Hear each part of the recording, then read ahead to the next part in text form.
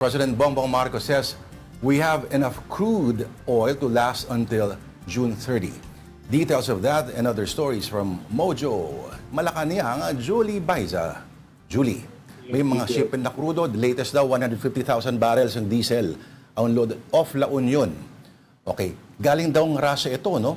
Pero sa gobyerno ba ito o sa isang pribadong kumpanya? Lord Denise, sapat nga raw yung crude oil or meron tayong sapat na supply ng crude oil hanggang June 30, 2026. Ayon yan kaya Pangulong Bongbong Marcos. Yung sinasabi mo kanina, iyan ay para sa isang pribadong kumpanya na may nag-iisang refinery dito sa bansa dahil nga crude oil yung ipinadala sa atin. So yan yung assurance ni Pangulong Bongbong Marcos kaninang umaga na sinundan pa ng panibagong pahayag niya, no? Pagkatapos naman dumalo sa commencement exercises ng PNPA sa Cavite, binanggit din niya ng Pangulo yung patuloy daw na paghahanap ng supply ng langis ng bansa. Inanunsyo rin niya na tuloy yung ASEAN Summit. Marami kasi yung mga panawagan ngayon or suggestion na kanselahin muna yung hosting ng bansa ng ASEAN or yung ASEAN Summit this coming May bilang bahagi nga ng pagtitipid sa langis. Ang sabi ni PBBM, nakipag-usap siya dun sa iba pang mga bansang miyembro ng ASEAN na ang napagkaisahan nila kinakailangan nilang mag-convene, kinakailangan nilang magkausap at maging coordinated yung mga magiging hakbang ng bawat bansa.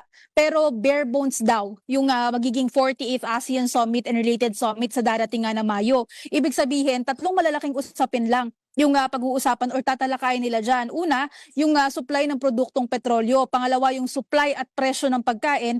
And then lastly, yung usapin ng migrant workers. Kailangan daw na makapag-usap kasi yung mga leader at malaman din kung ano yung posisyon ng ASEAN sa kabuuan sa nangyayaring shocks o epekto nga ng gyera sa Middle East. Sa ngayon, kasi dalawa yan merong isang May at merong isang November na leader summits. Sa ngayon daw, tentatively tuloy pa rin yung summit sa November. Mahalaga rin daw kasi pupunta pa dyan yung iba pang mga leaders ng bansa gaya ng Europe, China, Korea at Japan. Sumagot na nga rin si PBBM sa usapin ng oil deregulation law. Yung mga suwestyon naman na i-repeal yan. Ang sabi niya, ang tinututukan daw kasi ng gobyerno sa ngayon, yung mga suwestyon na agaran na mararamdaman ng taong bayan. Mahaba pa raw kasing diskusyon yung oil deregulation law. Pero paglilinaw ni PBBM, kahit na nakatutok sila sa mga agarang suwestyon, pinag-aaralan din daw lahat ng magagawa para mapagaan nga yung epekto ng gyera sa Middle East.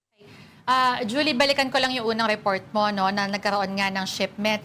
So unang-una, meron ba tayong inaasahan again nakasunod na shipment na? The current shipment that we have off the shores of La Union, ito ba yung may immediate effect na rin dun sa presyo ng crudo this coming week? And more importantly, pinakamalaking tanong ng taong bayan, ano ba talaga ang totoo? May crisis ba talaga o wala? Yun doon sa shipment DOE yung pangunahin nag-aanunsyo kasi ng mga dumarating na shipment sa bansa. So hintayin natin ano din yung sila din kasi yung nag-identify kung ano yung or magkano yung itataas ng presyo. So hintayin natin, antabayanan natin yung magiging anunsyo nila. Doon naman sa tanong kung may crisis ba o wala, ang sabi naman ni Yusek Claire Castro sa press briefing ngayong hapon, malinaw naman daw yung naging pahayag ni Pangulong Bongbong Marcos na energy, kumbaga national energy emergency at hindi emergency sa pangkalahatan kasi kapag nga sinasabi nga national energy emergency meron lang tayong problema sa pagtaas ng presyo at sa supply, paghahanap ng supply nga ng produktong petrolyo or sa enerhiya, pero hindi sa kabuuan. Pero tinanong na nga rin natin kasi dahil domino effect, dahil nga tumataas yung presyo ng produktong petrolyo, nag-anunsyo na rin yung mga samahan ng mga supermarket, natataas na rin yung presyo ng ilang mga produkto nila at ilang mga brands sa darating na Abril 1. So Holy Week, ang sabi nila, kabilang daw sa mga tataas yung pasta, yung canned good, noodles at saka yung ibang mga produktong delata. Tinanong na rin natin yan sa palasyong ngayon, pero ang sagot nila ay ipinauubaya sa DTI, kaya DTI Secretary Chris Roque yung pagsagot or pagtugon dito sa planong pagtataas ng mga supermarket owners. Pero kasi for context, ang Pangulo just this Wednesday nagbigay siya ng assurance na sinabi sa kanya ng mga manufacturers na hindi sila magtataas ng presyo hanggat meron silang sapat na or hanggang merong inventory. Labo nun.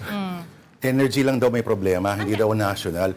As if naman yung mga produkto maglalakad lang mula sa kanilang factory papunta doon sa mga tindahan, di ba? As in, hindi ka gagamit ng kuryente at gasolina. Yun nga yung sinasabi natin, kasi domino effect eh. Ngayon, magtataas Oo. na yung, bukod na nga lang din talaga sa produktong petrolyo, pati na yung mga ibang mga pangangailangan. Kasi, let's say, ang canned goods, ang noodles, tubig, kahit nasabihin nila na per brand lang, mga pangunahing pangangailangan yan. Hindi ba nadidinig ng palasyo, Julie, ang panawagan ng taong bayan? The crisis is defined as a difficult time for everyone that Saka requires yung, immediate action. Yung committee pala, partner, tuloy pa ba yon yung Emergency in Crisis Committee? Oo O nga. hindi na?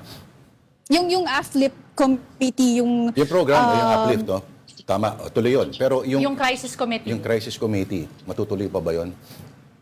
I think itong AFLIP na yung Ito na yun. committee na nag-handle nitong problema ngayon. Sila na yung nag-convene. Pero nung naitanungan natin yung ilang member, ang sabi naman nila, even before pa naman buuin yung uplift committee, ay nagko-convene naman na sila, nagmi-meeting naman na din daw talaga sila. Yun naman pala eh.